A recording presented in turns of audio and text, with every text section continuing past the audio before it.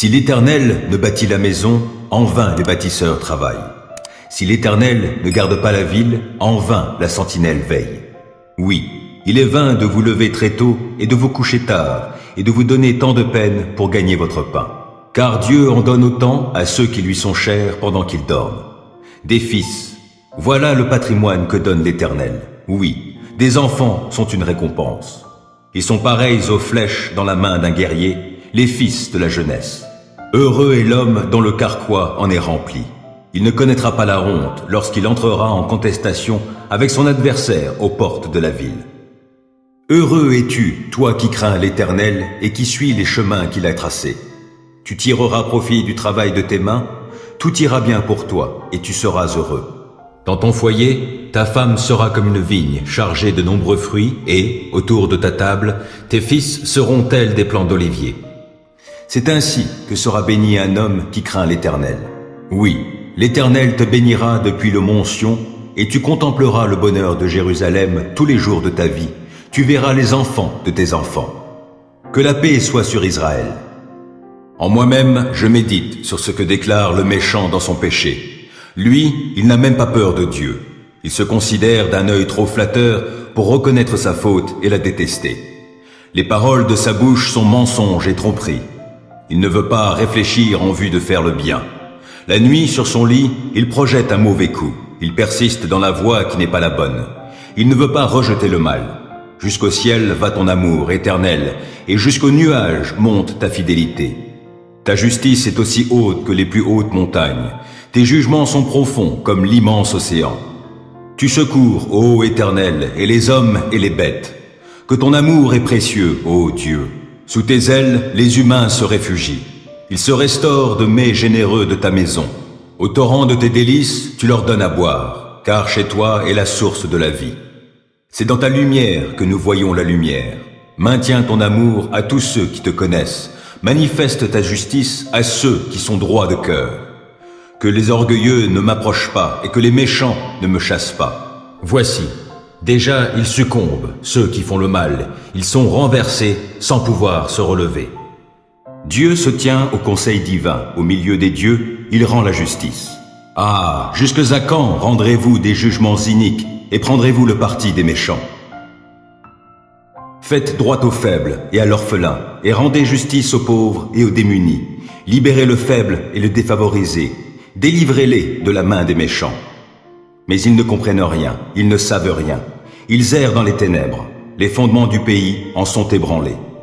J'avais dit, vous êtes des dieux, oui, vous tous. Vous êtes des fils du Très-Haut. Cependant, vous périrez comme tous les hommes, et vous tomberez comme n'importe quel dirigeant. Ô Dieu, lève-toi et viens gouverner le monde, car tu as pour possession tous les peuples. Louez l'Éternel. Heureux est l'homme qui craint l'Éternel et trouve un grand plaisir à ses commandements. Sa postérité sera forte dans le pays et la génération du juste sera bénie. Abondance et richesse règnent dans sa maison, et sa conduite juste sera pour toujours prise en compte. Une lumière luit dans les ténèbres, pour les gens droits, ceux qui font grâce, qui sont compatissants et justes. Il est bon qu'un homme ait de l'empathie et qu'il prête à autrui et qu'avec équité, il gère ses affaires. Ainsi ne trébuchera-t-il jamais, et l'on se souviendra du juste pour toujours. Il ne craint pas de mauvaises nouvelles, il a le cœur tranquille, confiant en l'Éternel. Plein d'assurance, il est sans crainte, dans l'attente de voir le sort réservé à ses ennemis. Il donne aux pauvres avec largesse, et sa conduite juste sera pour toujours prise en compte. Il peut garder la tête haute, et il est honoré. Le méchant le constate et s'en irrite, grince des dents et se démoralise. Le désir des méchants n'aboutira à rien. Qui s'abrite auprès du Très-Haut repose sous la protection du Tout-Puissant. Je dis à l'Éternel, tu es mon refuge et ma forteresse, mon Dieu en qui je me confie. C'est lui qui te délivre du filet de l'oiseleur et de la peste qui fait des ravages.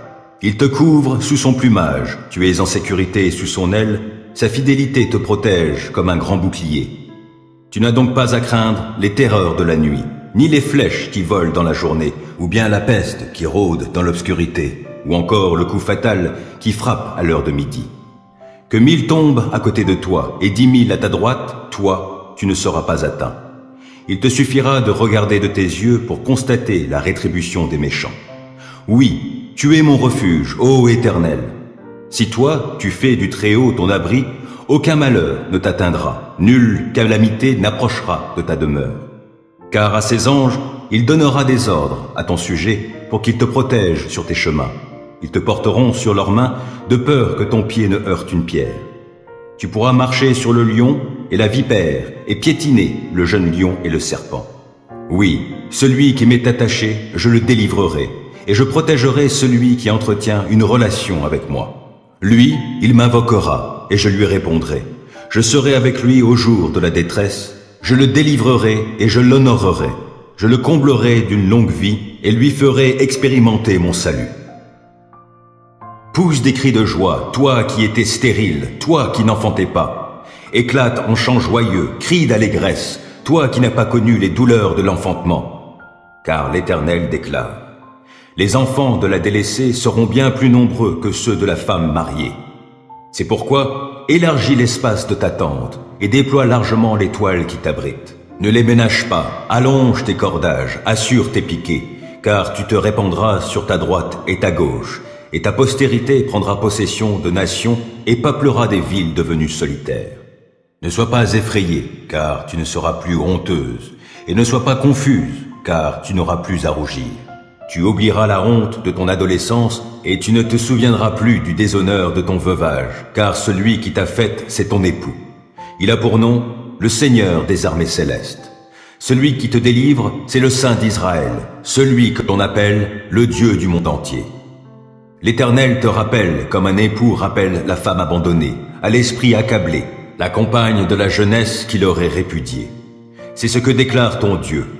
Pour un petit moment, je t'ai abandonné, mais avec beaucoup de tendresse, je vais te rassembler. Dans le déchaînement de mon indignation, je t'ai caché ma face pour un petit instant, mais dans mon amour éternel, j'ai de la tendresse pour toi. C'est là ce que déclare ton libérateur, l'Éternel. Car il en est pour moi comme au temps de Noé. J'avais juré alors que les eaux du déluge ne submergeraient plus la terre. De même, je fais le serment de ne plus m'irriter à ton encontre et de ne plus t'adresser de reproches. Même si les montagnes se mettaient à partir, même si les collines venaient à chanceler, mon amour envers toi ne partira jamais. Mon alliance de paix ne chancellera pas, déclare l'Éternel, remplie de tendresse pour toi. Ô cité malheureuse, battue par la tempête, privée de réconfort, dans un mortier de jaspe, j'enchâsserai tes pierres, et je te fonderai sur des saphirs. Je sertirai tes tours de créneaux en rubis, je te ferai des portes en pierre d'escarboucle, et je t'entourerai d'un rempart de pierres précieuses. Tous tes enfants seront instruits par l'Éternel, et la paix de tes fils sera très grande. Tu seras affermi par la justice, à l'abri de toute oppression. Tu n'auras rien à craindre. Car la terreur sera bannie et elle ne t'atteindra plus. Si l'on s'attroupe contre toi, je n'y serai pour rien, et ceux qui s'attrouperaient contre toi tomberont devant toi. Moi, j'ai créé le forgeron qui attise les braises, et en retire une arme façonnée pour l'usage auquel il la destine.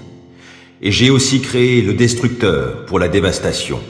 Toute arme fabriquée pour te faire du mal n'atteindra pas son but, et tu pourras confondre tous tes accusateurs en jugement, car tel est l'apanage des serviteurs de l'Éternel, et c'est ainsi que je leur fais justice, l'Éternel le déclare.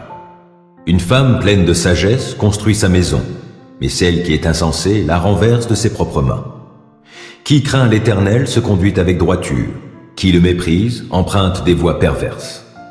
C'est par ses propres paroles que le sot est puni de son orgueil, mais les paroles des sages sont leur sauvegarde. Là où il n'y a pas de bétail, la mangeoire reste nette. Mais la vigueur des bœufs assure d'abondants revenus. Un témoin honnête ne ment pas, mais le faux témoin profère des mensonges. Le moqueur a beau chercher la sagesse, elle lui échappe, alors que la connaissance est facilement à la portée de l'homme de bon sens. Éloigne-toi de l'insensé, car il n'a aucun savoir à te communiquer. La sagesse de l'homme réfléchi lui fait discerner sa voie, mais la folie des insensés les égare. Réparer un tort. Les insensés s'en moquent, mais entre gens droits, la bonne volonté l'emporte. Le cœur connaît son propre chagrin, et personne ne peut partager sa joie. La maison des méchants sera détruite, mais la demeure des gens droits sera florissante. Bien des hommes pensent être sur le bon chemin, et pourtant, ils se trouvent sur une voie qui, finalement, mène à la mort. Le rire peut masquer la tristesse du cœur, et la gaieté peut finir en chagrin. L'homme au cœur perfide sera gavé des fruits de sa conduite, mais l'homme de bien jouira des fruits de la sienne. L'inexpérimenté croit tout ce qu'on lui dit, mais l'homme réfléchi avance avec prudence. Le sage craint le mal et s'en écarte, mais l'insensé, sûr de lui, s'emporte.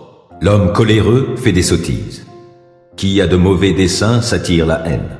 La folie, voilà ce qu'héritent ceux qui manquent d'expérience, mais la connaissance est la couronne des gens réfléchis.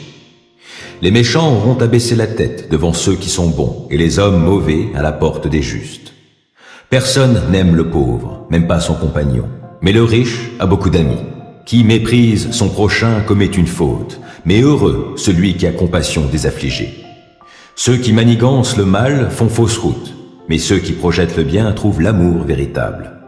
À tout travail, il y a du profit, mais le bavardage mène au dénuement. La richesse des sages est leur couronne, mais la folie des insensés reste de la folie. Un témoin véridique sauve des vies, et qui profère des mensonges est un trompeur. Celui qui craint l'Éternel possède une solide assurance, et il sera un refuge pour ses enfants. La crainte de l'Éternel est une source de vie, elle fait éviter les pièges de la mort.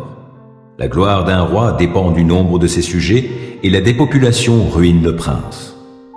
Celui qui garde son sang-froid fait preuve d'une grande intelligence, mais l'homme coléreux étale sa sottise. Un cœur paisible contribue à la vie du corps, mais l'envie est comme une maladie qui ronge les os. Opprimer le pauvre, c'est outrager son Créateur, mais avoir de la compassion pour les indigents, c'est l'honorer. Le méchant est terrassé par sa perversité, mais le juste reste plein de confiance jusque dans la mort. La sagesse repose dans un esprit intelligent. Elle sera reconnue même parmi les sots. La justice grandit une nation, mais le péché est une honte pour tout peuple. Le roi accorde sa faveur à ceux qui le servent avec intelligence, mais sa colère atteint celui qui fait honte. Le vin est plein d'insolence et l'alcool rempli de tapage. Qui s'en laisse griser ne pourra être sage. Tel le rugissement d'un jeune lion, le roi inspire la terreur. Qui le met en colère se nuit à lui-même. Se tenir à l'écart des querelles fait honneur à l'homme, mais tout insensé s'y jette à corps perdu. À la saison froide, le paresseux ne laboure pas. Au temps de la moisson, il cherche à récolter, mais ne trouve rien. Les projets que forme l'homme dans son cœur sont comme des eaux profondes, mais l'homme intelligent s'est épuisé. Beaucoup de gens font état de leur bonté, mais où trouver un homme sincère? Le juste vit de façon intègre. Heureux sont ses enfants après lui. Lorsque le roi siège pour juger, d'un coup d'œil, il dissipe tout ce qui est mal. Qui osera dire « J'ai purifié mon cœur, je suis pur de toute faute » Ceux qui ont deux poids différents et ceux qui utilisent deux mesures différentes sont l'un et l'autre en horreur à l'Éternel. Le jeune enfant manifeste qui il est par ses actes. On voit si sa conduite sera pure et droite. L'Éternel nous a donné des oreilles pour entendre et aussi des yeux pour voir. N'aime pas trop le sommeil pour ne pas finir dans la pauvreté. Garde tes yeux ouverts et tu auras de quoi te rassasier. L'acheteur dit toujours « C'est une bien mauvaise affaire », mais dès qu'il est parti, il se félicite de ce qu'il a obtenu. Si l'or et les perles précieuses abondent, les joyaux les plus précieux sont des lèvres qui dispensent la connaissance.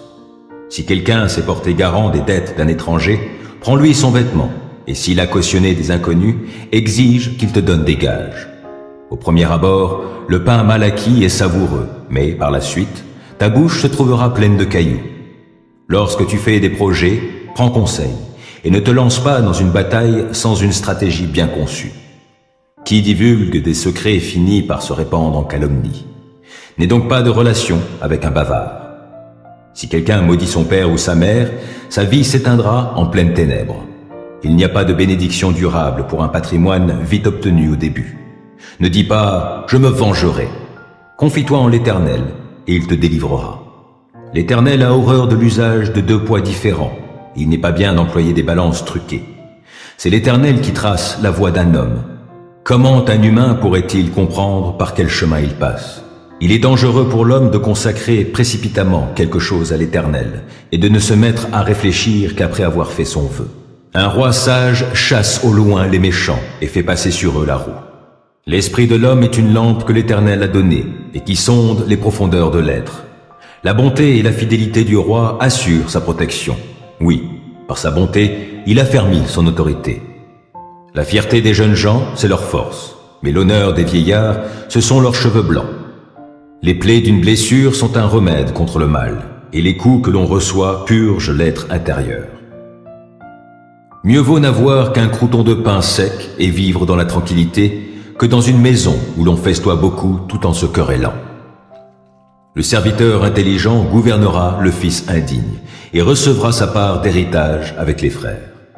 Le creuset épure l'argent et le four l'or, mais les cœurs, c'est l'Éternel qui les éprouve. Qui fait le mal écoute les propos des gens malfaisants, et le menteur prête l'oreille aux langues malveillantes. Se moquer du pauvre, c'est outrager son Créateur. Qui se réjouit du malheur d'autrui ne restera pas impuni. La couronne des vieillards, ce sont leurs petits-enfants, et la fierté des fils, ce sont leurs pères. Un langage distingué ne convient pas à l'insensé, combien moins le mensonge à un homme de haut rang. Dans l'esprit de ceux qui l'utilisent, le pot de vin agit comme une pierre magique. Quoi qu'il entreprenne, il doit leur assurer le succès. Qui veut se faire aimer, pardonne les torts qu'il a subis. Les rappeler divise les amis.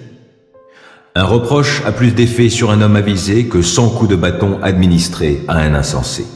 Le méchant ne recherche que la rébellion, mais c'est un messager sans pitié qui sera envoyé contre lui. Mieux vaut tomber sur une ours privée de ses petits que de rencontrer un insensé en proie à sa folie. Si quelqu'un rend le mal pour le bien, le malheur ne quittera plus sa demeure. Commencer une querelle, c'est ouvrir une brèche dans une digue. C'est pourquoi, abandonne la partie avant qu'éclate la dispute. Qui acquitte le coupable, qui condamne le juste, sont tous deux en horreur à l'Éternel. À quoi sert l'argent dans les mains d'un insensé? Peut-il acheter la sagesse quand il n'a pas de bon sens? Un ami aime en tout temps, et le frère est né pour le jour où l'on se trouve dans l'adversité. Seul un homme dépourvu d'intelligence s'engage et se porte garant des dettes d'autrui. Aimer les querelles, c'est aimer le péché. Qui fait l'important cherche sa ruine. L'homme au cœur tortueux ne trouvera pas le bonheur. Qui manie une langue perfide tombera dans le malheur. Qui donne naissance à un fils insensé en aura du chagrin, et le père d'un sot n'aura pas de quoi se réjouir. Un cœur joyeux est un excellent remède, mais l'esprit déprimé mine la santé. L'homme corrompu accepte des cadeaux sous le manteau pour fausser le cours de la justice. L'homme avisé a les yeux fixés sur la sagesse, mais les regards de l'insensé se portent au bout du monde. Un fils insensé fait le chagrin de son père et rend la vie amère à celle qui l'a enfanté.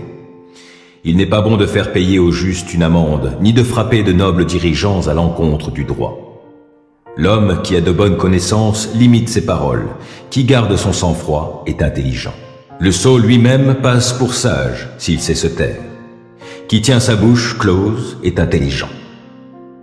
La foi est une ferme assurance des choses qu'on espère, une démonstration de celles qu'on ne voit pas.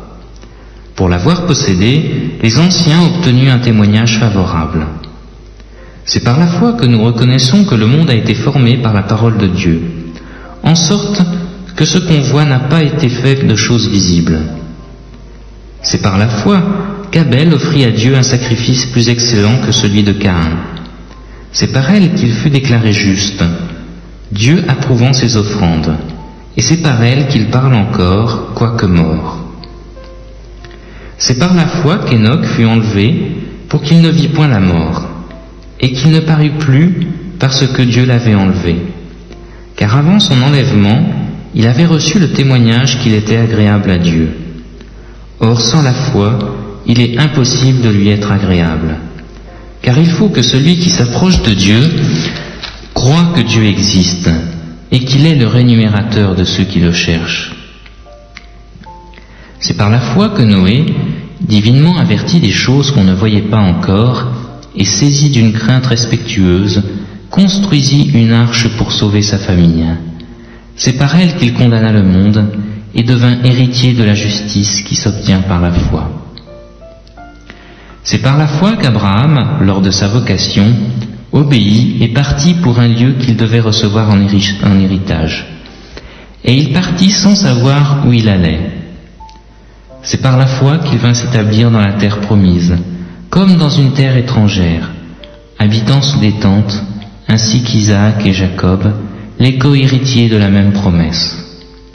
Car il attendait la cité qui a de solides fondements, celle dont Dieu est l'architecte et le constructeur. C'est par la foi que Sarah elle-même, malgré son âge avancé, fut rendue capable d'avoir une postérité, et elle enfanta parce qu'elle crut à la fidélité de celui qui avait fait la promesse. C'est pourquoi d'un seul homme, déjà usé de corps, naquit une postérité nombreuse comme les étoiles du ciel, comme le sable qui est sur le bord de la mer et qu'on ne peut compter. C'est dans la foi qu'ils sont tous morts, sans avoir obtenu les choses promises, mais ils les ont vus de loin, crus et salués, reconnaissant qu'ils étaient étrangers et voyageurs sur la terre. Ceux qui parlent ainsi montrent qu'ils cherchent une patrie. S'ils avaient en vue celle dont ils étaient sortis, ils auraient eu le temps d'y retourner. Mais maintenant, ils en désirent une meilleure, c'est-à-dire une céleste. C'est pourquoi Dieu n'a pas honte d'être appelé leur Dieu, car il leur a préparé une cité. C'est par la foi qu'Abraham offrit Isaac, lorsqu'il fut mis à l'épreuve, et qu'il offrit son fils unique, lui qui avait reçu les promesses, et à qui il avait été dit, « En Isaac sera nommé pour toi une postérité. » Il pensait que Dieu est puissant, même pour ressusciter les morts. Aussi le recouvra-t-il par une sorte de résurrection. C'est par la foi qu'Isaac bénit Jacob et Ésaü en vue des choses à venir. C'est par la foi que Jacob, mourant, bénit chacun des fils de Joseph, et qu'il adora, appuyé sur l'extrémité de son bâton. C'est par la foi que Joseph, mourant, fit mention de la sortie des fils d'Israël, et qu'il donna des ordres au sujet de ses os. C'est par la foi que Moïse, à sa naissance, fut caché pendant 3 mois par ses parents, parce qu'ils virent que l'enfant était beau, et ils ne craignirent pas l'ordre du roi. C'est par la foi que Moïse, devenu grand, refusa d'être appelé fils de la fille de Pharaon, aimant mieux être maltraité avec le peuple de Dieu que d'avoir pour un temps la jouissance du péché, regardant l'opprobre de Christ comme une richesse plus grande que les trésors de l'Égypte, car il avait les yeux fixés sur la rémunération. C'est par la foi qu'il quitta l'Égypte, sans être effrayé de la colère du roi, car il se montrait ferme, comme voyant celui qui est invisible. C'est par la foi qu'il vit la Pâque et l'aspersion du sang, afin que l'exterminateur ne touchât pas au premier-né des Israélites. C'est par la foi qu'ils traversèrent la mer Rouge, comme un lieu sec, tandis que les Égyptiens qui en firent la tentative furent engloutis. C'est par la foi que les murailles de Jéricho tombèrent, après qu'on en eut fait le tour pendant 7 jours. C'est par la foi que Rahab la prostituée ne périt pas avec les rebelles, parce qu'elle avait reçu les espions avec bienveillance. Et que dirais-je encore?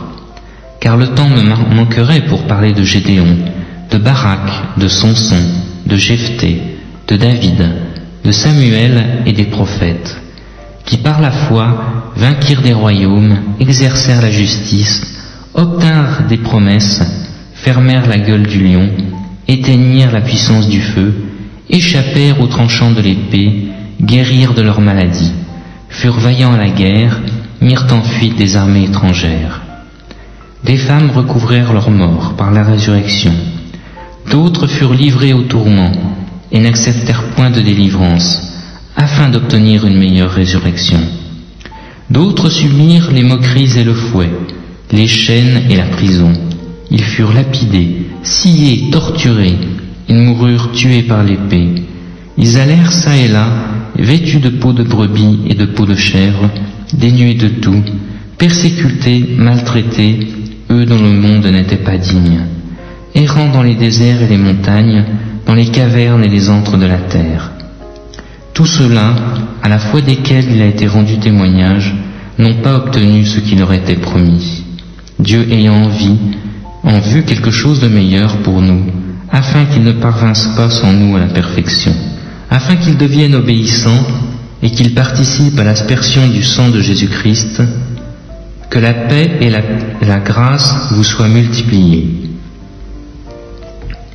Béni soit Dieu le Père de notre Seigneur Jésus-Christ, qui selon sa grande miséricorde nous a régénérés pour une espérance vivante, par la résurrection de Jésus-Christ d'entre les morts, pour un héritage qui ne se peut ni corrompre, ni souiller, ni flétrir, lequel vous est réservé dans les cieux, à vous, qui par la puissance de Dieu, êtes gardés par la foi pour le salut, prêt à être révélé dans les derniers temps. C'est là ce qui fait votre joie, quoique maintenant, puisqu'il le faut, vous soyez attristés pour un peu de temps par diverses épreuves, afin que l'épreuve de votre foi, plus précieuse que l'or périssable, qui cependant est éprouvé par le feu, ait pour résultat la louange, la gloire et l'honneur, lorsque Jésus-Christ apparaîtra, lui que vous aimez sans l'avoir vu, en qui vous croyez sans le voir encore, vous réjouissant d'une joie ineffable et glorieuse, parce que vous obtiendrez le salut de vos âmes pour le prix de votre foi. Les prophètes, qui ont prophétisé touchant la grâce qui vous était réservée, ont fait de ce salut l'objet de leurs recherches et de leurs investigations, voulant sonder l'époque et les circonstances marquées par l'Esprit de Christ qui était en eux, et qui attestaient d'avance les souffrances de Christ et la gloire dont elles seraient suivies. Il leur fut révélé que ce n'était pas pour eux-mêmes, mais pour vous, qu'ils étaient les dispensateurs de ces choses, que vous ont annoncé maintenant ceux qui vous ont prêché l'Évangile par le Saint-Esprit envoyé du ciel, et dans lequel les anges désirent plonger leur regard. C'est pourquoi, saignez les reins de votre entendement, soyez sobres et ayez une entière espérance dans la grâce qui vous sera apportée lorsque Jésus-Christ apparaîtra. Comme des enfants obéissants, ne vous conformez pas aux convoitises que vous aviez autrefois, quand vous étiez dans l'ignorance. Mais puisque celui qui vous a appelé est saint, vous aussi soyez saints dans toute votre conduite, selon qu'il est écrit, vous serez saints car je suis saint. Et si vous invoquez comme Père celui qui juge selon l'œuvre de chacun, sans exception de personne, conduisez-vous avec crainte pendant le temps de votre pèlerinage, sachant que ce n'est pas par des choses périssables, par de l'argent ou de l'or, que vous avez été rachetés de la vaine manière de vivre que vous aviez hérité de vos pères, mais par le sang précieux de Christ, comme d'un agneau sans défaut et sans tache, prédestiné avant la fondation du monde et manifesté à la fin des temps à cause de vous, qui par lui croyez en Dieu, lequel l'a ressuscité des morts et lui a donné la gloire, en sorte que votre foi et votre espérance reposent sur Dieu. Ayant purifié vos âmes en obéissant à la vérité par l'Esprit, pour avoir un amour fraternel sincère, aimez-vous ardemment les uns les autres, de tout votre cœur, puisque vous avez été régénérés, non par une semence corruptible, mais par une semence incorruptible, par la parole vivante et permanente de Dieu. Car toute chair est comme l'herbe, et toute sa gloire comme la fleur de l'herbe. L'herbe sèche et la fleur tombe, mais la parole du Seigneur demeure éternellement.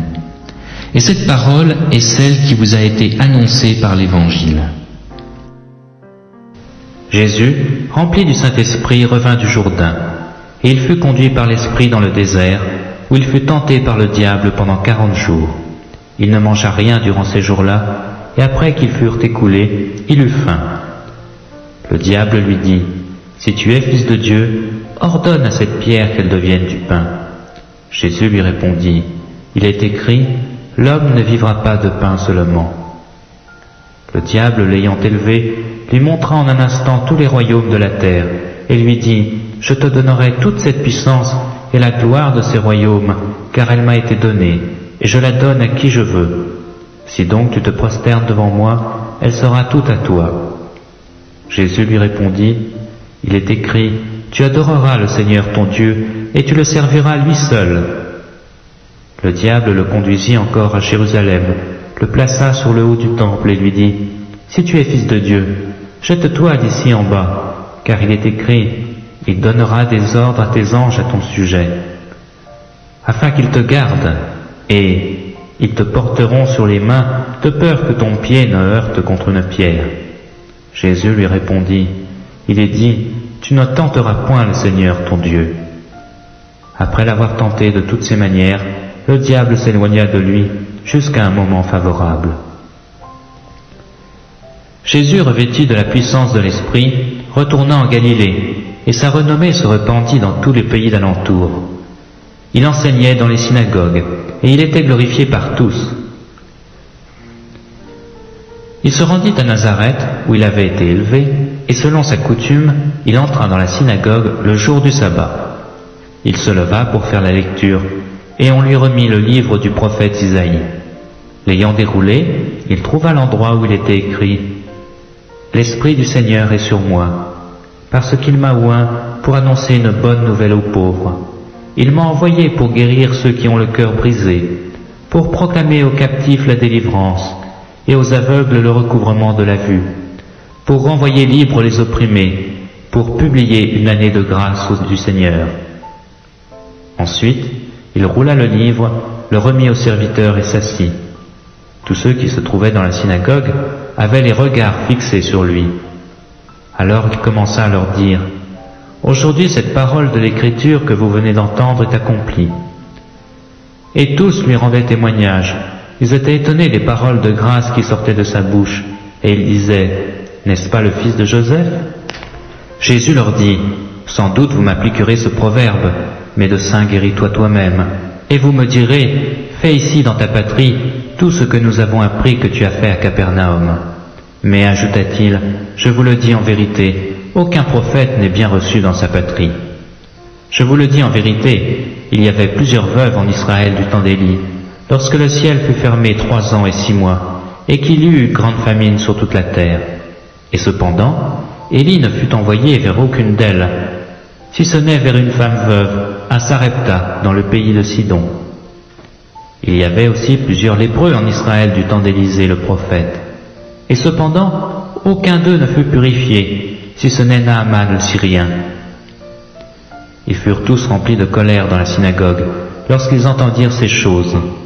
Et s'étant levés, ils le chassèrent de la ville, et le menèrent jusqu'au sommet de la montagne sur laquelle leur ville était bâtie, afin de le précipiter en bas. Mais Jésus, passant au milieu d'eux, s'en alla. Il descendit à Capernaum, ville de la Galilée, et il enseignait le jour du sabbat.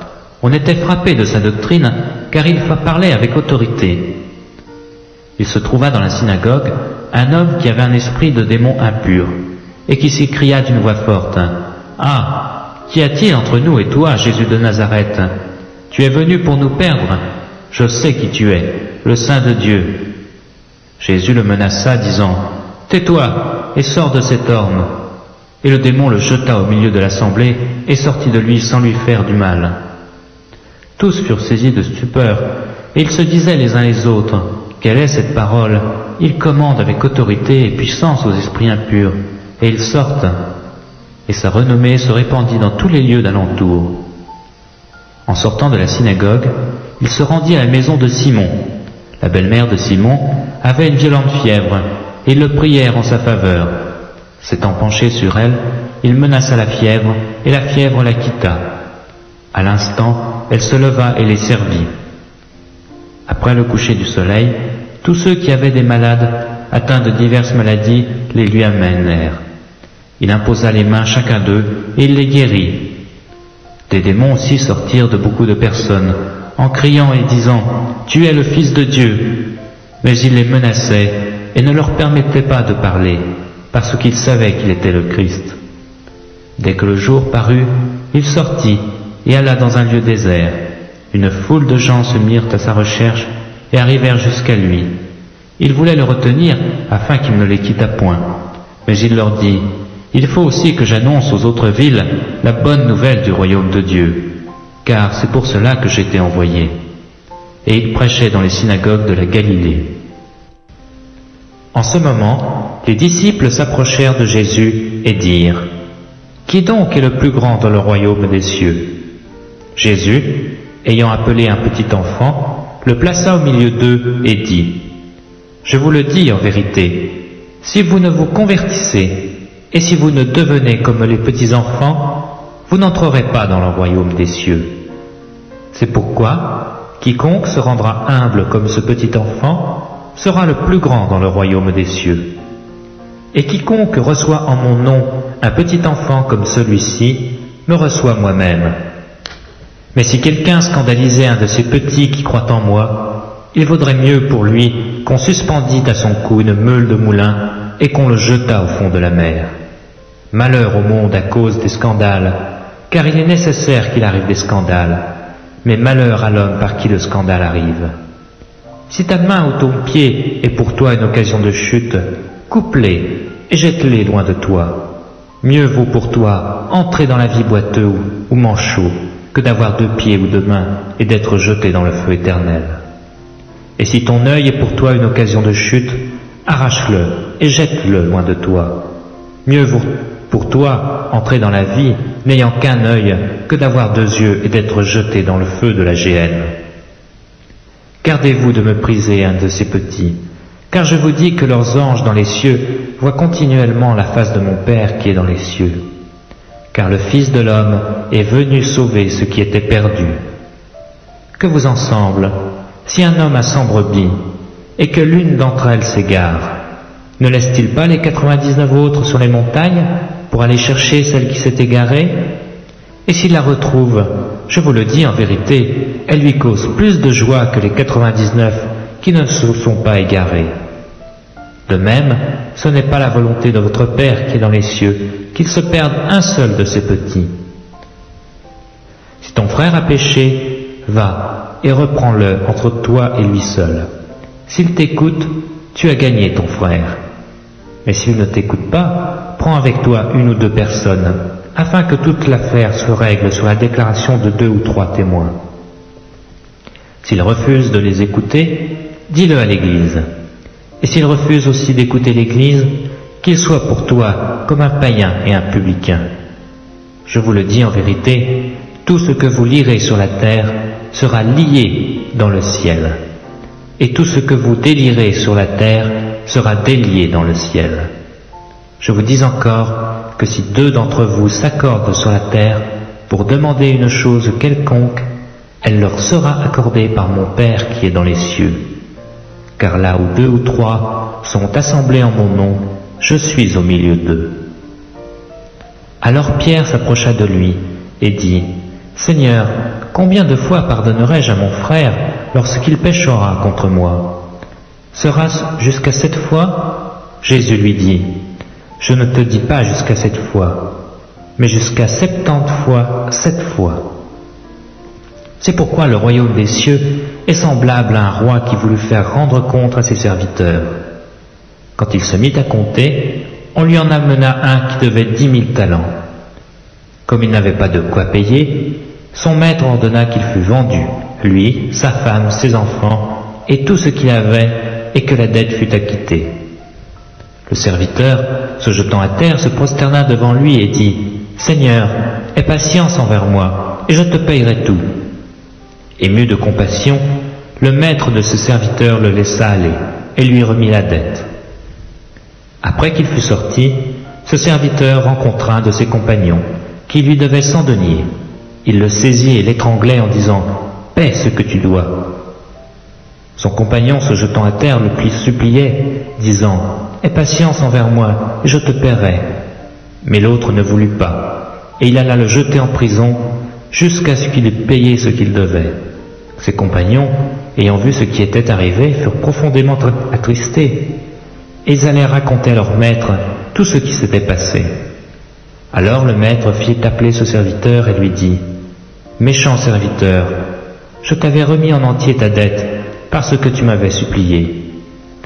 Ne devais-tu pas aussi avoir pitié de ton compagnon, comme j'ai eu pitié de toi ?» Et son maître, irrité, le livra au bourreau, jusqu'à ce qu'il eût payé tout ce qu'il devait. C'est ainsi que mon Père céleste vous traitera, si chacun de vous ne pardonne à son frère de tout son cœur. Psaume 127. Si l'Éternel ne bâtit la maison, en vain les bâtisseurs travaillent. Si l'Éternel ne garde pas la ville, en vain la sentinelle veille. Oui, il est vain de vous lever très tôt et de vous coucher tard, et de vous donner tant de peine pour gagner votre pain. Car Dieu en donne autant à ceux qui lui sont chers pendant qu'ils dorment. Des fils, voilà le patrimoine que donne l'Éternel. Oui, des enfants sont une récompense. Ils sont pareils aux flèches dans la main d'un guerrier, les fils de la jeunesse.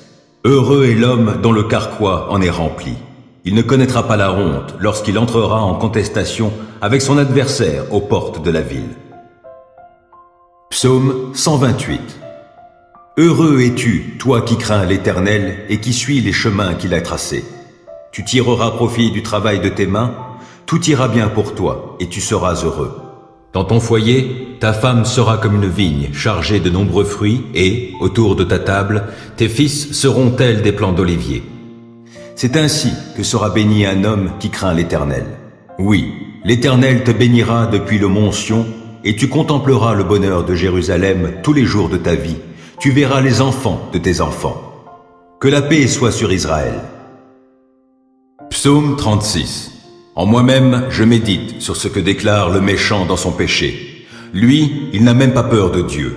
Il se considère d'un œil trop flatteur pour reconnaître sa faute et la détester.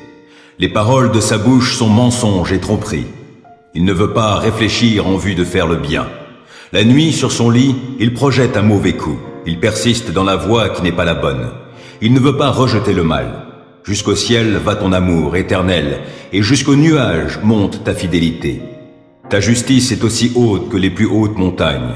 Tes jugements sont profonds comme l'immense océan. Tu secours, ô Éternel, et les hommes et les bêtes. Que ton amour est précieux, ô Dieu. Sous tes ailes, les humains se réfugient. Ils se restaurent de mets généreux de ta maison. Au torrent de tes délices, tu leur donnes à boire, car chez toi est la source de la vie. C'est dans ta lumière que nous voyons la lumière. Maintiens ton amour à tous ceux qui te connaissent. Manifeste ta justice à ceux qui sont droits de cœur. Que les orgueilleux ne m'approchent pas et que les méchants ne me chassent pas. Voici, déjà ils succombent, ceux qui font le mal. Ils sont renversés sans pouvoir se relever. Psaume 82. Dieu se tient au conseil divin. Au milieu des dieux, il rend la justice. Ah, jusque à quand rendrez-vous des jugements iniques et prendrez-vous le parti des méchants? Faites droit aux faibles et à l'orphelin, et rendez justice aux pauvres et aux démunis. Libérez le faible et le défavorisé. Délivrez-les de la main des méchants. Mais ils ne comprennent rien, ils ne savent rien. Ils errent dans les ténèbres. Les fondements du pays en sont ébranlés. J'avais dit, vous êtes des dieux, oui, vous tous. Vous êtes des fils du Très-Haut. Cependant, vous périrez comme tous les hommes, et vous tomberez comme n'importe quel dirigeant. Ô Dieu, lève-toi et viens gouverner le monde, car tu as pour possession tous les peuples. Psaume 112. Louez l'Éternel. Heureux est l'homme qui craint l'Éternel et trouve un grand plaisir à ses commandements. Sa postérité sera forte dans le pays et la génération du juste sera bénie. Abondance et richesse règnent dans sa maison, et sa conduite juste sera pour toujours prise en compte. Une lumière luit dans les ténèbres, pour les gens droits, ceux qui font grâce, qui sont compatissants et justes. Il est bon qu'un homme ait de l'empathie, et qu'il prête à autrui, et qu'avec équité, il gère ses affaires. Ainsi ne trébuchera-t-il jamais, et l'on se souviendra du juste pour toujours. Il ne craint pas de mauvaises nouvelles, il a le cœur tranquille, confiant en l'Éternel. Plein d'assurance, il est sans crainte, dans l'attente de voir le sort réservé à ses ennemis. Il donne aux pauvres avec largesse, et sa conduite juste sera pour toujours prise en compte. Il peut garder la tête haute, et il est honoré. Le méchant le constate et s'en irrite, grince des dents et se démoralise. Le désir des méchants n'aboutira à rien. Psaume 91. Qui s'abrite auprès du Très-Haut repose sous la protection du Tout-Puissant. Je dis à l'Éternel, tu es mon refuge et ma forteresse, mon Dieu en qui je me confie. C'est lui qui te délivre du filet de l'oiseleur et de la peste qui fait des ravages. Il te couvre sous son plumage, tu es en sécurité sous son aile, sa fidélité te protège comme un grand bouclier. Tu n'as donc pas à craindre les terreurs de la nuit, ni les flèches qui volent dans la journée, ou bien la peste qui rôde dans l'obscurité, ou encore le coup fatal qui frappe à l'heure de midi. Que 1000 tombent à côté de toi et 10 000 à ta droite, toi, tu ne seras pas atteint. Il te suffira de regarder de tes yeux pour constater la rétribution des méchants. Oui, tu es mon refuge, ô Éternel. Si toi, tu fais du Très-Haut ton abri, aucun malheur ne t'atteindra, nulle calamité n'approchera de ta demeure. Car à ses anges, il donnera des ordres à ton sujet pour qu'ils te protègent sur tes chemins. Ils te porteront sur leurs mains de peur que ton pied ne heurte une pierre. Tu pourras marcher sur le lion et la vipère et piétiner le jeune lion et le serpent. Oui, celui qui m'est attaché, je le délivrerai et je protégerai celui qui entretient une relation avec moi. Lui, il m'invoquera et je lui répondrai. Je serai avec lui au jour de la détresse. Je le délivrerai et je l'honorerai.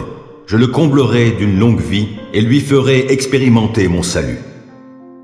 Ésaïe 54. Pousse des cris de joie, toi qui étais stérile, toi qui n'enfantais pas. Éclate en chants joyeux, crie d'allégresse, toi qui n'as pas connu les douleurs de l'enfantement. Car l'Éternel déclare: les enfants de la délaissée seront bien plus nombreux que ceux de la femme mariée.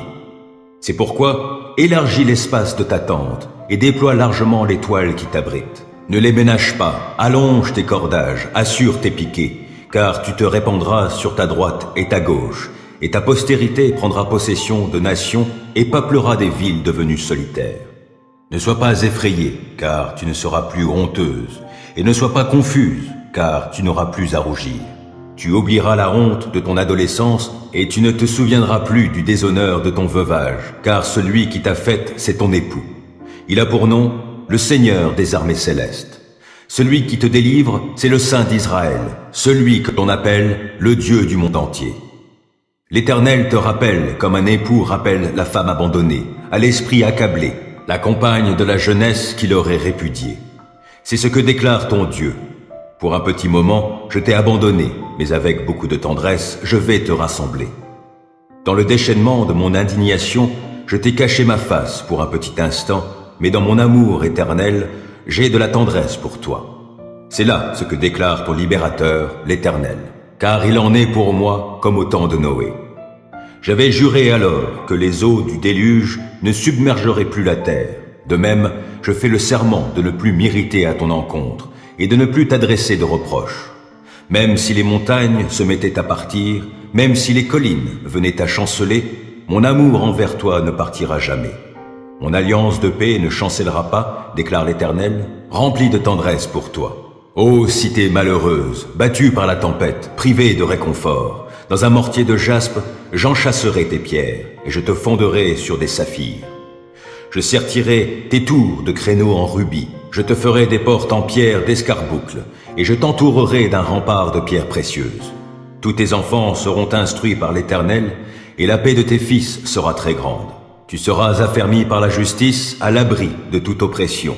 Tu n'auras rien à craindre, car la terreur sera bannie et elle ne t'atteindra plus.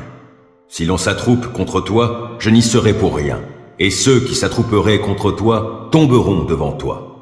Moi, j'ai créé le forgeron qui attise les braises, et en retire une arme façonnée pour l'usage auquel il la destine. Et j'ai aussi créé le destructeur pour la dévastation. Toute arme fabriquée pour te faire du mal n'atteindra pas son but, et tu pourras confondre tous tes accusateurs en jugement, car tel est l'apanage des serviteurs de l'Éternel, et c'est ainsi que je leur fais justice, l'Éternel le déclare. Proverbe 14.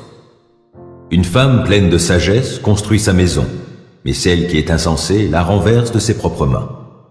Qui craint l'Éternel se conduit avec droiture, qui le méprise emprunte des voies perverses. C'est par ses propres paroles que le sot est puni de son orgueil, mais les paroles des sages sont leur sauvegarde.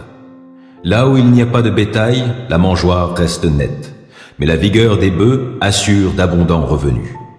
Un témoin honnête ne ment pas, mais le faux témoin profère des mensonges. Le moqueur a beau chercher la sagesse, elle lui échappe, alors que la connaissance est facilement à la portée de l'homme de bon sens. Éloigne-toi de l'insensé, car il n'a aucun savoir à te communiquer. La sagesse de l'homme réfléchi lui fait discerner sa voie, mais la folie des insensés les égare. Réparer un tort, les insensés s'en moquent, mais entre gens droits, la bonne volonté l'emporte.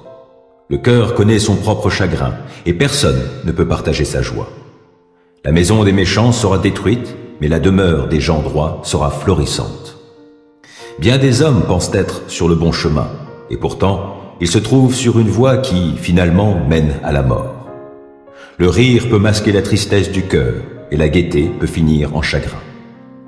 L'homme au cœur perfide sera gavé des fruits de sa conduite, mais l'homme de bien jouira des fruits de la sienne. L'inexpérimenté croit tout ce qu'on lui dit, mais l'homme réfléchi avance avec prudence. Le sage craint le mal et s'en écarte, mais l'insensé, sûr de lui, s'emporte. L'homme coléreux fait des sottises. Qui a de mauvais desseins s'attire la haine. La folie, voilà ce qu'héritent ceux qui manquent d'expérience, mais la connaissance est la couronne des gens réfléchis. Les méchants auront à baisser la tête devant ceux qui sont bons, et les hommes mauvais à la porte des justes. Personne n'aime le pauvre, même pas son compagnon, mais le riche a beaucoup d'amis. Qui méprise son prochain commet une faute, mais heureux celui qui a compassion des affligés. Ceux qui manigancent le mal font fausse route, mais ceux qui projettent le bien trouvent l'amour véritable. À tout travail, il y a du profit, mais le bavardage mène au dénuement. La richesse des sages est leur couronne, mais la folie des insensés reste de la folie.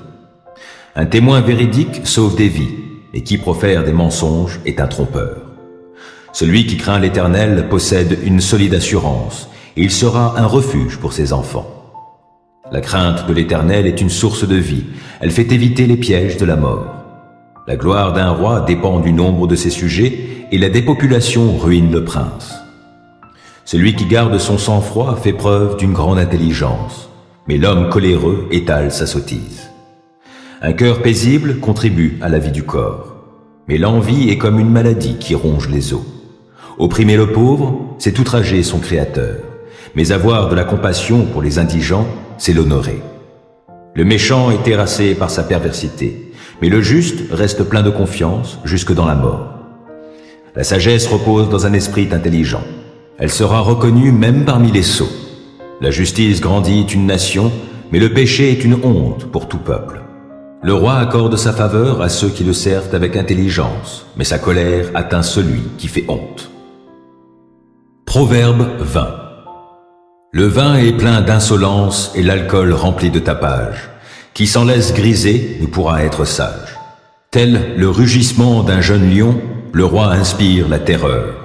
Qui le met en colère se nuit à lui-même. Se tenir à l'écart des querelles fait honneur à l'homme, mais tout insensé s'y jette à corps perdu. À la saison froide, le paresseux ne laboure pas. Au temps de la moisson, il cherche à récolter, mais ne trouve rien. Les projets que forme l'homme dans son cœur sont comme des eaux profondes, mais l'homme intelligent s'est épuisé. Beaucoup de gens font état de leur bonté, mais où trouver un homme sincère? Le juste vit de façon intègre. Heureux sont ses enfants après lui. Lorsque le roi siège pour juger, d'un coup d'œil, il dissipe tout ce qui est mal.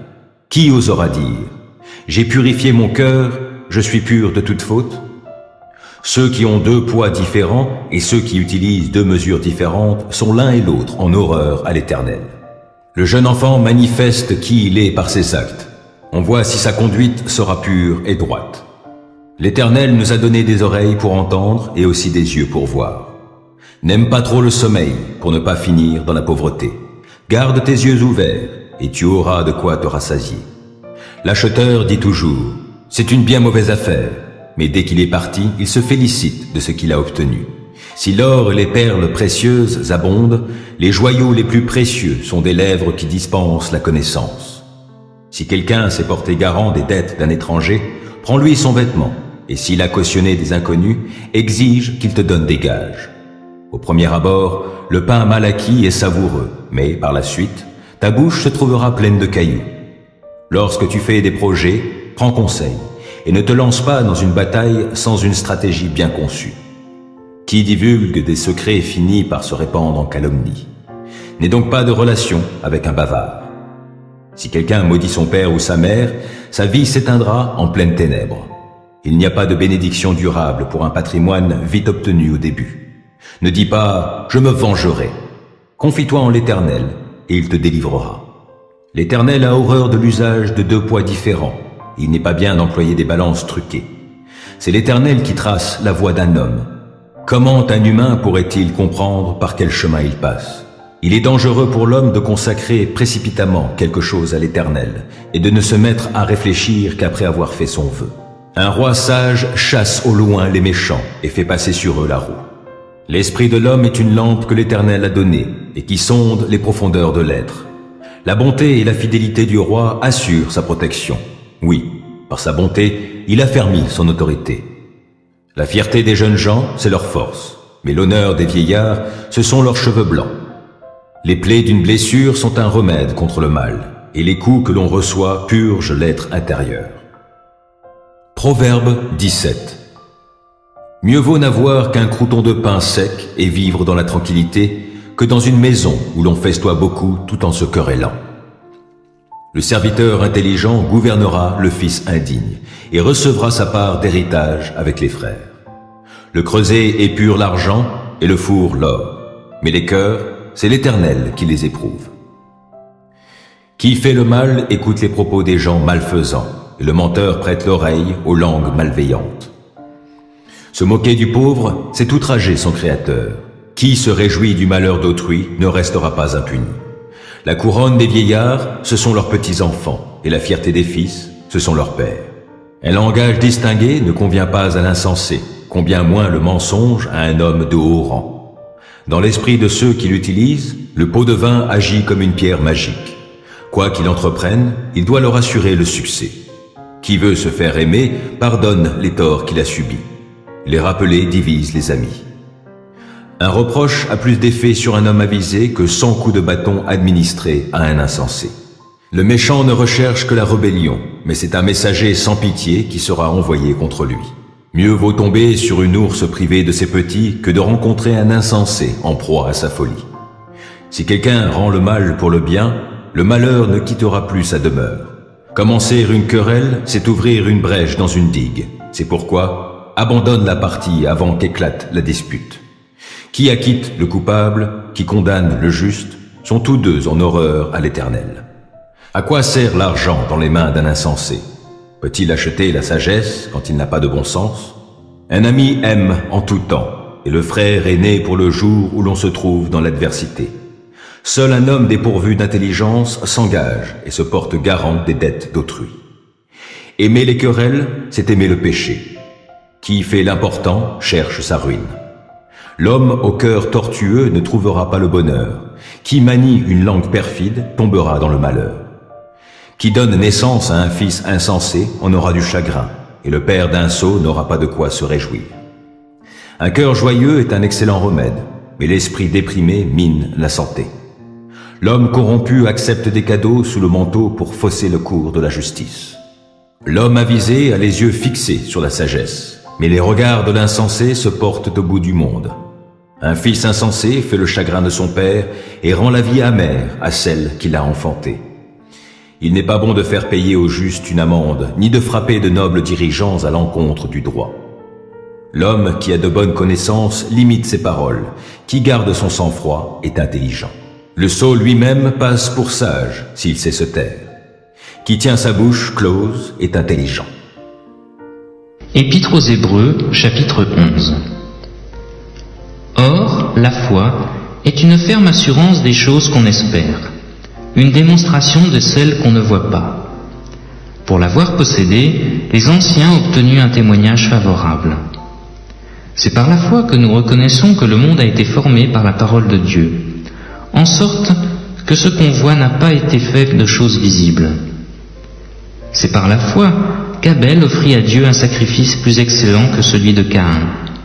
C'est par elle qu'il fut déclaré juste, Dieu approuvant ses offrandes, et c'est par elle qu'il parle encore, quoique mort.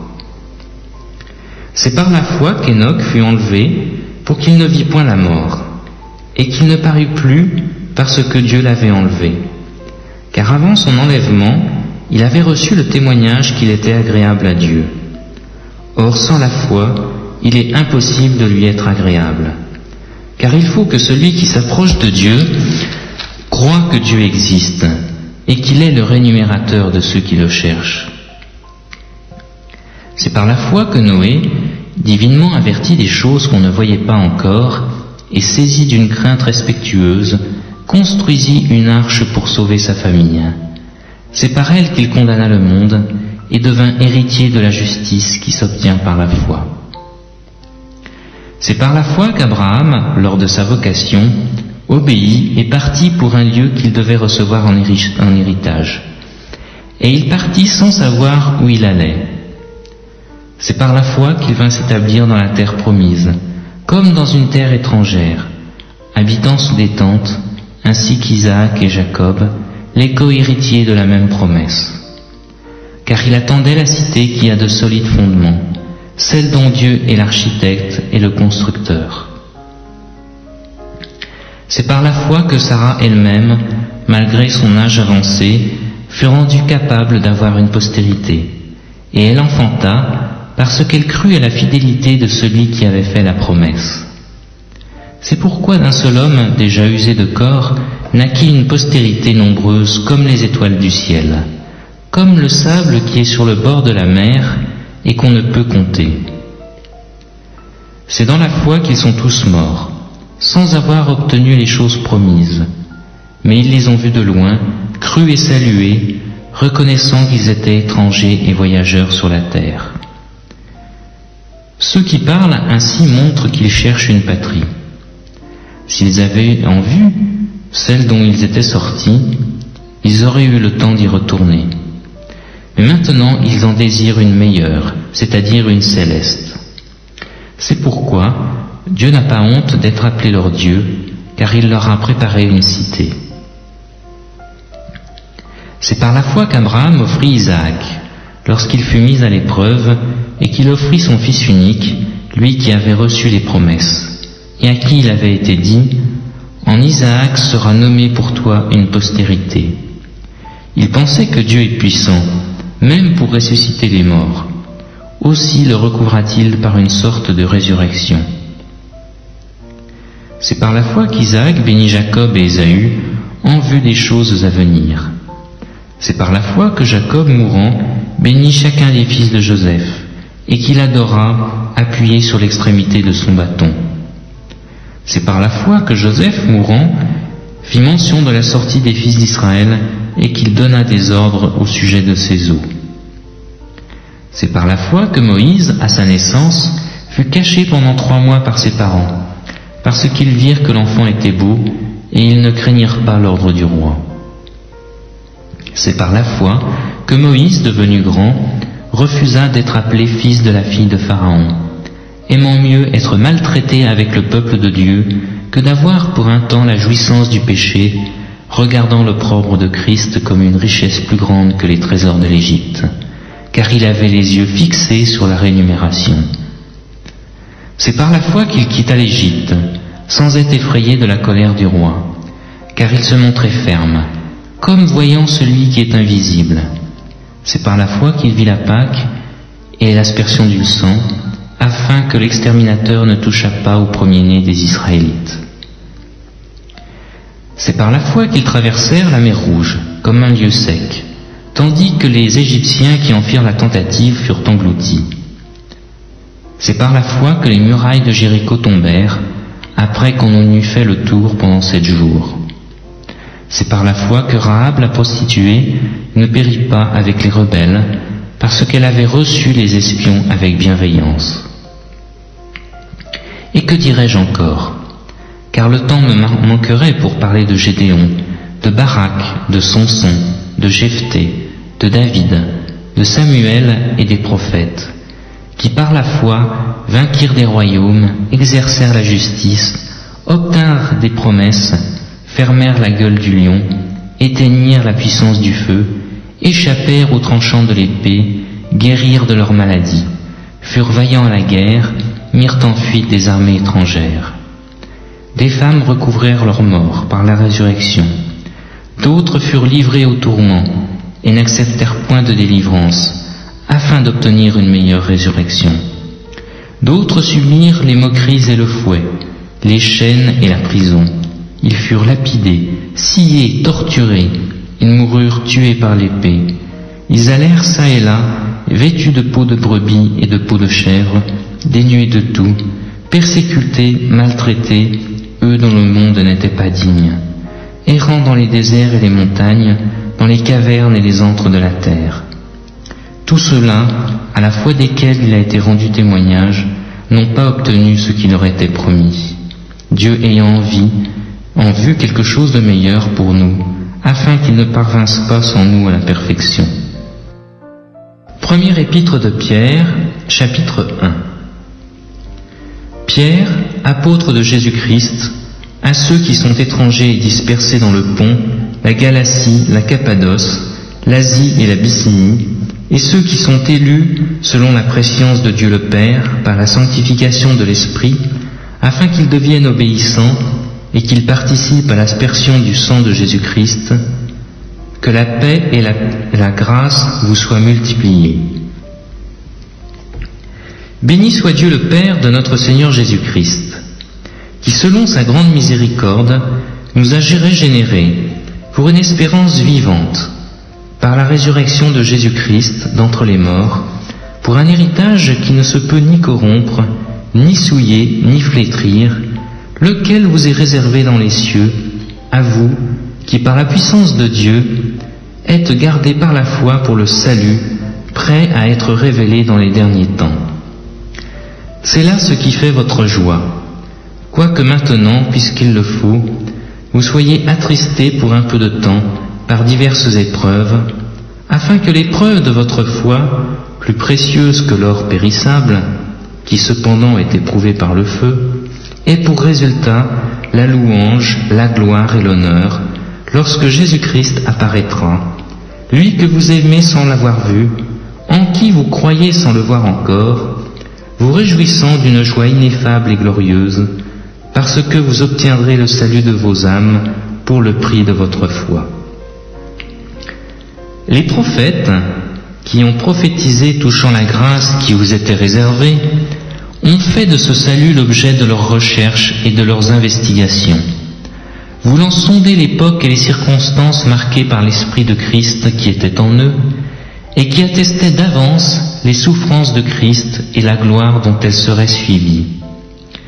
Il leur fut révélé que ce n'était pas pour eux-mêmes, mais pour vous, qu'ils étaient les dispensateurs de ces choses, que vous ont annoncé maintenant ceux qui vous ont prêché l'Évangile par le Saint-Esprit envoyé du ciel, et dans lequel les anges désirent plonger leur regard. C'est pourquoi, saignez les reins de votre entendement, soyez sobres et ayez une entière espérance dans la grâce qui vous sera apportée, lorsque Jésus-Christ apparaîtra. Comme des enfants obéissants, ne vous conformez pas aux convoitises que vous aviez autrefois, quand vous étiez dans l'ignorance. Mais puisque celui qui vous a appelé est saint, vous aussi soyez saints dans toute votre conduite, selon qu'il est écrit, vous serez saints car je suis saint. Et si vous invoquez comme Père celui qui juge selon l'œuvre de chacun, sans exception de personne, conduisez-vous avec crainte pendant le temps de votre pèlerinage, sachant que ce n'est pas par des choses périssables, par de l'argent ou de l'or, que vous avez été rachetés de la vaine manière de vivre que vous aviez hérité de vos pères, mais par le sang précieux de Christ, comme d'un agneau sans défaut et sans tache, prédestiné avant la fondation du monde et manifesté à la fin des temps à cause de vous, qui par lui croyez en Dieu, lequel l'a ressuscité des morts et lui a donné la gloire, en sorte que votre foi et votre espérance reposent sur Dieu. Ayant purifié vos âmes en obéissant à la vérité par l'Esprit, pour avoir un amour fraternel sincère, aimez-vous ardemment les uns les autres, de tout votre cœur, puisque vous avez été régénérés, non par une semence corruptible, mais par une semence incorruptible, par la parole vivante et permanente de Dieu. Car toute chair est comme l'herbe, et toute sa gloire comme la fleur de l'herbe. L'herbe sèche et la fleur tombe, mais la parole du Seigneur demeure éternellement. Et cette parole est celle qui vous a été annoncée par l'Évangile. Évangile selon Luc, chapitre 4. Jésus, rempli du Saint-Esprit, revint du Jourdain, et il fut conduit par l'Esprit dans le désert, où il fut tenté par le diable pendant 40 jours. Il ne mangea rien durant ces jours-là, et après qu'ils furent écoulés, il eut faim. Le diable lui dit, « Si tu es fils de Dieu, ordonne à cette pierre qu'elle devienne du pain. » Jésus lui répondit, « Il est écrit, l'homme ne vivra pas de pain seulement. » Le diable, l'ayant élevé, lui montra en un instant tous les royaumes de la terre, et lui dit, « Je te donnerai toute cette puissance et la gloire de ces royaumes, car elle m'a été donnée, et je la donne à qui je veux. Si donc tu te prosternes devant moi, elle sera toute à toi. » Jésus lui répondit, « Il est écrit, tu adoreras le Seigneur ton Dieu, et tu le serviras lui seul. » Le diable le conduisit encore à Jérusalem, le plaça sur le haut du temple et lui dit, « Si tu es fils de Dieu, jette-toi d'ici en bas, car il est écrit, il donnera des ordres à tes anges à ton sujet, afin qu'ils te gardent, et ils te porteront sur les mains, de peur que ton pied ne heurte contre une pierre. » Jésus lui répondit, « Il est dit, tu ne tenteras point le Seigneur ton Dieu. » Après l'avoir tenté de toutes ses manières, le diable s'éloigna de lui jusqu'à un moment favorable. Jésus, revêtu de la puissance de l'Esprit, retourna en Galilée, et sa renommée se répandit dans tous les pays d'alentour. Il enseignait dans les synagogues, et il était glorifié par tous. Il se rendit à Nazareth, où il avait été élevé, et selon sa coutume, il entra dans la synagogue le jour du sabbat. Il se leva pour faire la lecture, et on lui remit le livre du prophète Isaïe. L'ayant déroulé, il trouva l'endroit où il était écrit « L'Esprit du Seigneur est sur moi, parce qu'il m'a oint pour annoncer une bonne nouvelle aux pauvres. Il m'a envoyé pour guérir ceux qui ont le cœur brisé, pour proclamer aux captifs la délivrance, et aux aveugles le recouvrement de la vue, pour renvoyer libres les opprimés, pour publier une année de grâce du Seigneur. » Ensuite, il roula le livre, le remit au serviteur et s'assit. Tous ceux qui se trouvaient dans la synagogue avaient les regards fixés sur lui. Alors il commença à leur dire, « Aujourd'hui cette parole de l'Écriture que vous venez d'entendre est accomplie. » Et tous lui rendaient témoignage. Ils étaient étonnés des paroles de grâce qui sortaient de sa bouche, et ils disaient, « N'est-ce pas le fils de Joseph ?» Jésus leur dit, « Sans doute vous m'appliquerez ce proverbe, médecin guéris-toi toi-même, et vous me direz, fais ici dans ta patrie tout ce que nous avons appris que tu as fait à Capernaum. Mais ajouta-t-il, je vous le dis en vérité, aucun prophète n'est bien reçu dans sa patrie. Je vous le dis en vérité, il y avait plusieurs veuves en Israël du temps d'Élie, lorsque le ciel fut fermé 3 ans et 6 mois, et qu'il y eut grande famine sur toute la terre. Et cependant, Élie ne fut envoyé vers aucune d'elles, si ce n'est vers une femme veuve, à Sarepta, dans le pays de Sidon. Il y avait aussi plusieurs lépreux en Israël du temps d'Élisée le prophète. Et cependant, aucun d'eux ne fut purifié, si ce n'est Naaman le Syrien. Ils furent tous remplis de colère dans la synagogue, lorsqu'ils entendirent ces choses. Et s'étant levés, ils le chassèrent de la ville et le menèrent jusqu'au sommet de la montagne sur laquelle leur ville était bâtie, afin de le précipiter en bas. Mais Jésus, passant au milieu d'eux, s'en alla. Il descendit à Capernaum, ville de la Galilée, et il enseignait le jour du sabbat. On était frappé de sa doctrine, car il parlait avec autorité. Il se trouva dans la synagogue un homme qui avait un esprit de démon impur, et qui s'écria d'une voix forte, « Ah, qu'y a-t-il entre nous et toi, Jésus de Nazareth? Tu es venu pour nous perdre. Je sais qui tu es, le Saint de Dieu. » Jésus le menaça, disant, « Tais-toi et sors de cet homme. » Et le démon le jeta au milieu de l'assemblée et sortit de lui sans lui faire du mal. Tous furent saisis de stupeur, et ils se disaient les uns les autres, « Quelle est cette parole? Il commande avec autorité et puissance aux esprits impurs, et ils sortent. » Et sa renommée se répandit dans tous les lieux d'alentour. En En sortant de la synagogue, il se rendit à la maison de Simon. La belle-mère de Simon avait une violente fièvre, et ils le prièrent en sa faveur. S'étant penché sur elle, il menaça la fièvre, et la fièvre la quitta. À l'instant, elle se leva et les servit. Après le coucher du soleil, tous ceux qui avaient des malades, atteints de diverses maladies, les lui amenèrent. Il imposa les mains chacun d'eux, et il les guérit. Des démons aussi sortirent de beaucoup de personnes, en criant et disant « Tu es le Fils de Dieu !» Mais il les menaçait et ne leur permettait pas de parler, parce qu'ils savaient qu'il était le Christ. Dès que le jour parut, il sortit et alla dans un lieu désert. Une foule de gens se mirent à sa recherche et arrivèrent jusqu'à lui. Ils voulaient le retenir afin qu'il ne les quittât point. Mais il leur dit « Il faut aussi que j'annonce aux autres villes la bonne nouvelle du royaume de Dieu, car c'est pour cela que j'ai été envoyé. » Et il prêchait dans les synagogues de la Galilée. Évangile selon Matthieu, chapitre 18. En ce moment, les disciples s'approchèrent de Jésus et dirent « Qui donc est le plus grand dans le royaume des cieux ?» Jésus, ayant appelé un petit enfant, le plaça au milieu d'eux et dit « Je vous le dis en vérité, si vous ne vous convertissez et si vous ne devenez comme les petits enfants, vous n'entrerez pas dans le royaume des cieux. C'est pourquoi quiconque se rendra humble comme ce petit enfant sera le plus grand dans le royaume des cieux. Et quiconque reçoit en mon nom un petit enfant comme celui-ci me reçoit moi-même. Mais si quelqu'un scandalisait un de ces petits qui croient en moi, il vaudrait mieux pour lui qu'on suspendît à son cou une meule de moulin et qu'on le jetât au fond de la mer. Malheur au monde à cause des scandales, car il est nécessaire qu'il arrive des scandales, mais malheur à l'homme par qui le scandale arrive. Si ta main ou ton pied est pour toi une occasion de chute, coupe-les et jette-les loin de toi. Mieux vaut pour toi entrer dans la vie boiteux ou manchot que d'avoir 2 pieds ou 2 mains et d'être jeté dans le feu éternel. Et si ton œil est pour toi une occasion de chute, arrache-le et jette-le loin de toi. Mieux vaut pour toi entrer dans la vie n'ayant qu'un œil que d'avoir 2 yeux et d'être jeté dans le feu de la géhenne. Gardez-vous de mépriser un de ces petits, car je vous dis que leurs anges dans les cieux voient continuellement la face de mon Père qui est dans les cieux.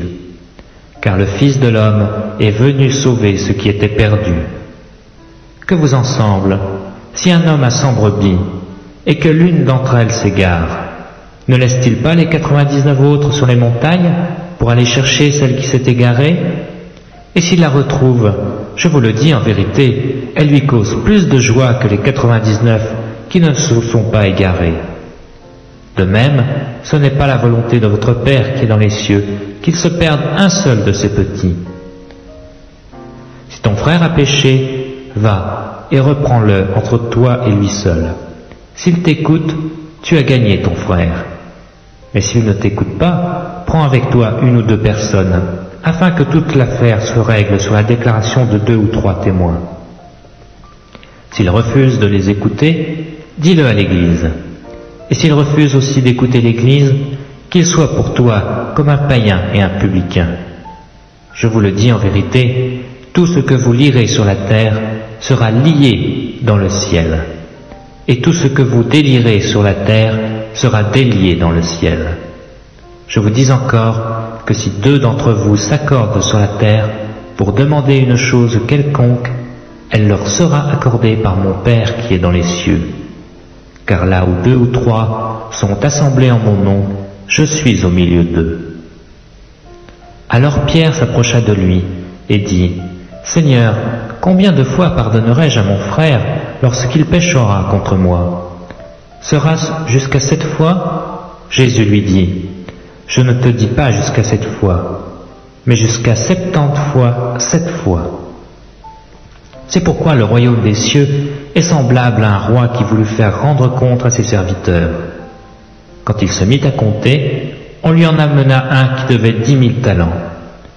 Comme il n'avait pas de quoi payer, son maître ordonna qu'il fût vendu, lui, sa femme, ses enfants, et tout ce qu'il avait, et que la dette fût acquittée. Le serviteur, se jetant à terre, se prosterna devant lui et dit « Seigneur, aie patience envers moi, et je te payerai tout. » Ému de compassion, le maître de ce serviteur le laissa aller et lui remit la dette. Après qu'il fut sorti, ce serviteur rencontra un de ses compagnons qui lui devait 100 deniers. Il le saisit et l'étranglait en disant « Paie ce que tu dois. » Son compagnon, se jetant à terre, le suppliait, disant « Aie patience envers moi, et je te paierai. » Mais l'autre ne voulut pas, et il alla le jeter en prison jusqu'à ce qu'il ait payé ce qu'il devait. Ses compagnons, ayant vu ce qui était arrivé, furent profondément attristés, et ils allèrent raconter à leur maître tout ce qui s'était passé. Alors le maître fit appeler ce serviteur et lui dit « Méchant serviteur, je t'avais remis en entier ta dette parce que tu m'avais supplié. Ne devais-tu pas aussi avoir pitié de ton compagnon, comme j'ai eu pitié de toi ?» Et son maître, irrité, le livra au bourreau, jusqu'à ce qu'il eût payé tout ce qu'il devait. C'est ainsi que mon Père céleste vous traitera, si chacun de vous ne pardonne à son frère de tout son cœur.